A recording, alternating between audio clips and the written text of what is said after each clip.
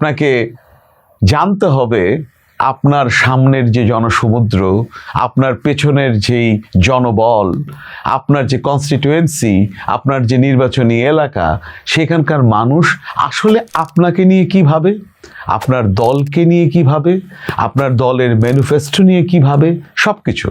আর এই সব কিছু মাপবার যন্ত্র আমরা তৈরি করে ফেলেছি এই সেন্টিমেন্টালিস্টে।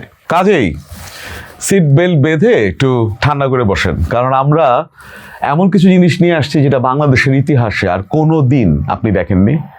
আপনার এই সোশ্যাল মিডিয়া জীবন, এই জীবনেও আপনি কোনো দিন দেখেননি। যতদিন ধরে আপনি ইউটিউব চালান, ততদিন ধরে ইউটিউবের কোনো বক্তৃতায়, কোনো বক্তা, কোনো ইনফ্লুয়েন্সার আপনাকে এটা দেখায়নি। সেটা হচ্ছে বাংলাদেশের 300 নির্বাচনী আসনের 300 কনস্টিটিউয়েন্সির প্রত্যেকটি আসনের পালস মাপার যন্ত্র এবং সেই যন্ত্রের রেজাল্ট আমরা বলে দিতে পারবো এখানে বসে চুয়াডাঙ্গার আসনগুলোতে কে কি ভাবছে।